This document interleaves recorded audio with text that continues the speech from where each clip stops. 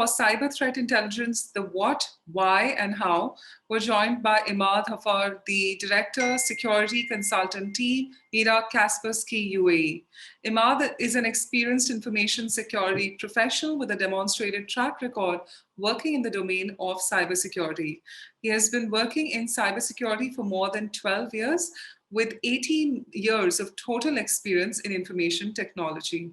Thank you so much, Emad, for joining us today and giving us your valuable time. Over to you. Good afternoon, ladies and gentlemen. Thank you so much for joining my session today. My name is Emad Haffar. I'm the head of security consultants at Kaspersky, Middle East, Turkey, and Africa. And in the coming 20 minutes or so, I'll be covering the subject of cyber threat intelligence. Specifically, we'll be looking at the subject from the perspective of what threat intel is, why we should be using it in our cybersecurity operation, what value it brings to our organizations and cybersecurity teams, and how Kaspersky is supporting and helping its clients to maximize the efficiency of their cybersecurity operations and cybersecurity teams at the same time, utilizing the different services and tools we have in that domain. So as you would imagine, cyber threat intelligence is all about knowledge, acquiring the information that would help us to understand potentially our weaknesses. How do we look to an outside observer? What or who are the adversaries? What are their motives, objectives? What are they looking for, and what are they after? What would be or could potentially pose a threat against our systems and networks in the near and far future? The knowledge has always been very vital to the human race, and using knowledge, we obviously can leverage a lot of the capabilities which we already built or had already built into our teams and resources. Now, cyber threat intelligence at the same time, it brings potentially two benefits to organizations. One, it allows us to, in some sense, break the boundaries which the existing security controls had put around our resources and our cybersecurity teams.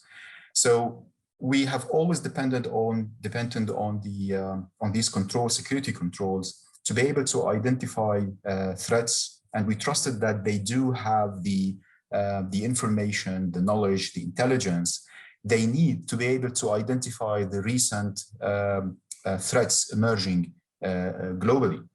And for the largest part of these security controls, even if they do have the intel we're looking for, eventually it's very hard to, if at all, we're able to share this intel with other security controls and tools within the organization.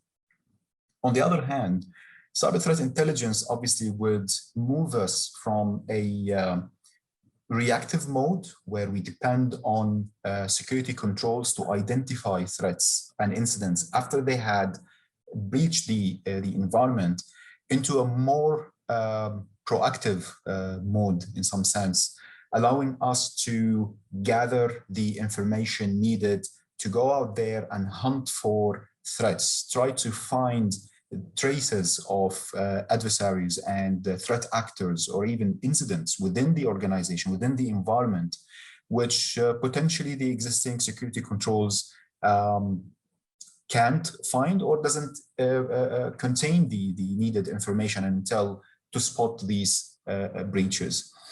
Now, because cyber threat intelligence and the content rather of cyber threat intelligence is quite huge, we like to think of it or split it into three main tracks: the strategic threat intel, tactical, and operational. Obviously, each one of these tracks would help empower a different decision-making mechanism, and consequently, the intel needed to empower and enforce that mechanism depends on the scope and the scale of it.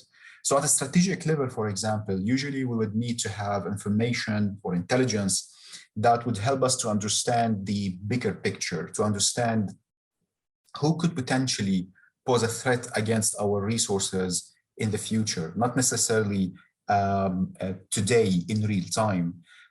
We can look into understanding the motivation of these threat actors. What could be the impact against our resources should any of these threats materializes?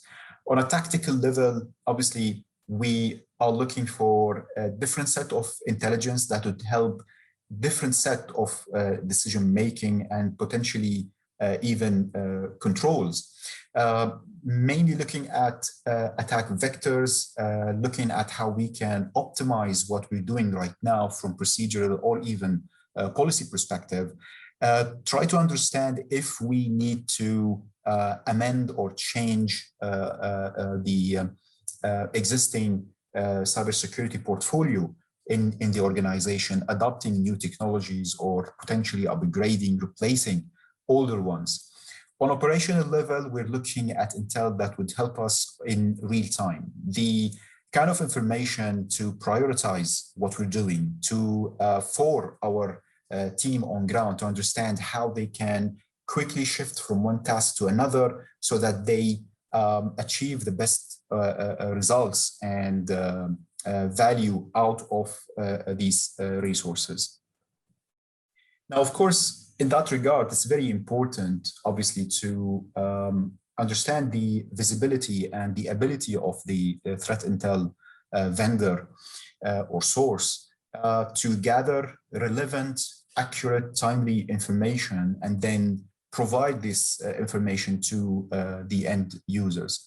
One of the tools that we use within Kaspersky, which is Kaspersky Security Network, is a global, vast virtual network of sensors that look for anonymous information about recent threats, the malicious or suspicious even activities happening globally, and then it turned this raw material into intelligence, actionable intelligence, mostly machine-readable intelligence, if you will, that we share with our clients for them to empower and enhance the performance and efficiency of their security controls and security team.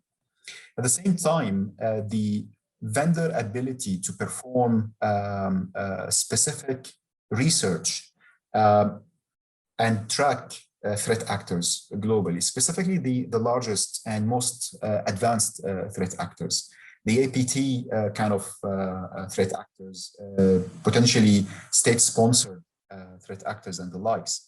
So within Kaspersky, we've got the global research and analysis team, which is a team of dedicated security researchers.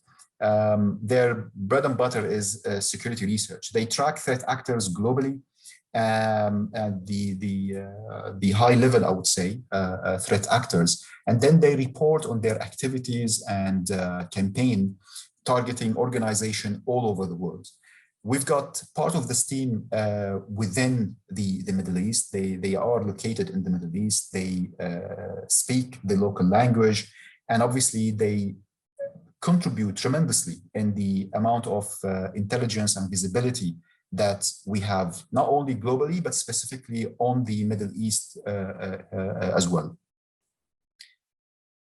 From obviously talking about the research and the amount of intel that different sources could bring to us, to our organizations, I think it's critical to understand the different value that threat intel brings to the organization, and then be able to build on top of that the use cases and the playbooks which we need to optimize our security operation.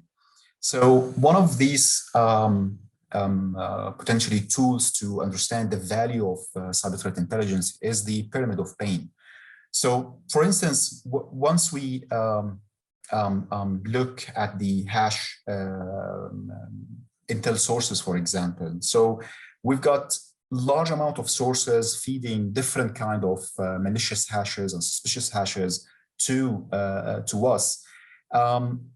The problem with this kind of intelligence, while being very valuable, by the way, that their lifespan is very short, because it's very easy for the adversary to play around these hashes, change the hashes, and generate a new hash for the same malicious code. Now, as we go towards the top of the pyramid, those vendors who are able to work on the tools and the TTPs, the tactic, techniques, and procedure part of the intelligence, potentially they would bring higher value to specific use cases, of course, assuming that the organization is at that maturity level to consume this kind of intelligence. Because with TTPs, we describe abstract information like procedures, processes, techniques that the adversaries are using, rather than solid artifacts like hashes, IPs, IOCs in general.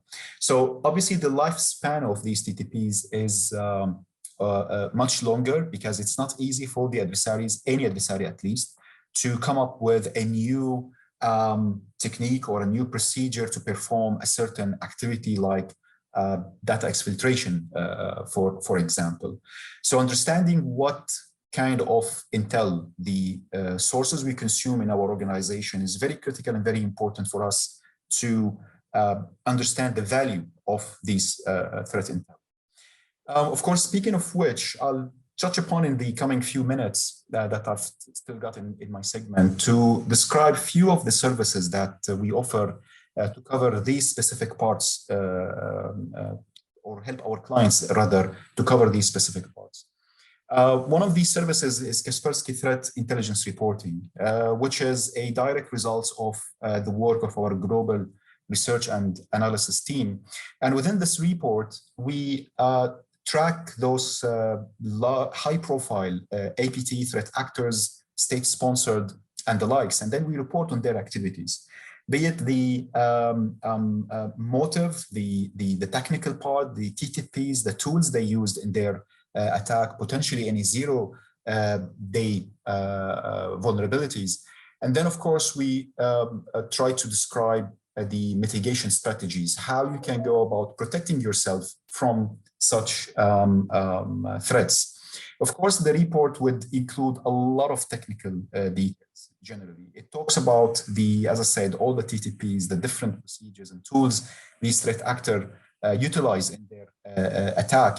And this information obviously would help the organization on strategic and tactical level, understanding the potential threats, understanding the new methods and the new tools used by threat actors, and then potentially prepare the organization for such attack. Now, alongside the report on operational level, we do provide the IOCs and YARA rules related to that specific attack. The indicator of compromise can be used with any IOC scanner, obviously, to scan the endpoints in the environment and make sure that they don't have any trace or evidence of being compromised. YARA rule at the same time can be used by YARA scanner to find traces and behavior of describing that specific attack or campaign. If you're more interested into getting a report that is specifically created for your environment and looking at the information the threat actors can collect about the organization, we also provide the digital footprint intelligence report. In this report, we use our vast resources to create a snapshot in time and show the client how would a well-funded adversary or what this well-funded adversary will be able to acquire about the organization without interacting with any of the organization perimeter. This potentially would help the client to understand their attack surface and then work on fixing and empowering or enforcing rather their perimeter. Now, on the machine readable side of the intelligence, threat data feeds, I'm sure many of you already consume threat data feeds in your environments. But this is a very important topic because it doesn't only provide very recent and valuable intel to the organization, but obviously it is a machine readable kind of intel. So this intel can be injected into the security controls, and then you can utilize the information and the detection they can generate with these security controls. Of course, within Kaspersky, we run an extensive exercise of data enrichment. So every single entry into our threat data feeds is enriched with a lot of contextual data that you can make use of to optimize, prioritize, and ensure that there is no false positive whatsoever delivered through the threat data feeds. Of course, we've got a lot of categories. I won't talk about them all. I would be happy to discuss with you probably your requirements or even any use case you might have in mind throughout the event.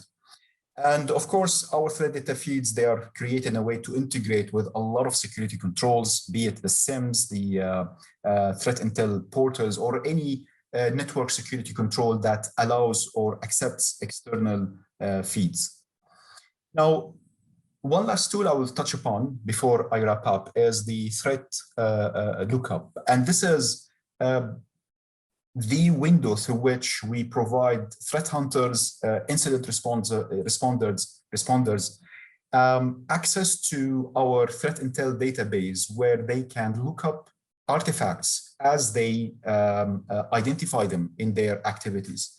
So if the threat hunters trying to find out information about a specific hash or IP, URL, whatever it might be, this portal would give them all the information that we have aggregated over the past years about that specific artifact. So they can monitor the behavior of this artifact over time, as we've seen it, of course, and extract information such as the websites or URLs related to that specific hash, for example, the different domains it communicated with, downloaded from, and so on.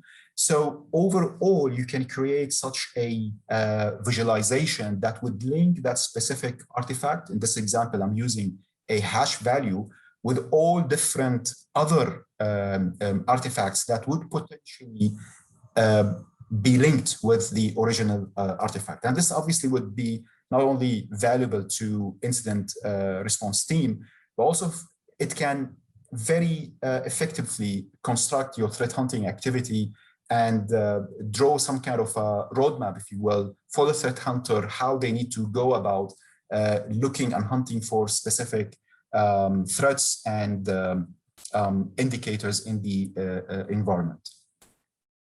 So unfortunately, I'm very limited on time, and this is what I needed to or wanted to showcase to you today. If you have any similar requirements, if you would like to discuss any use case, I would be happy to have a chat with you, my colleagues as well. Please do stop by, and we will be happy to have that chat with you. Thank you so much for listening, and have a good day.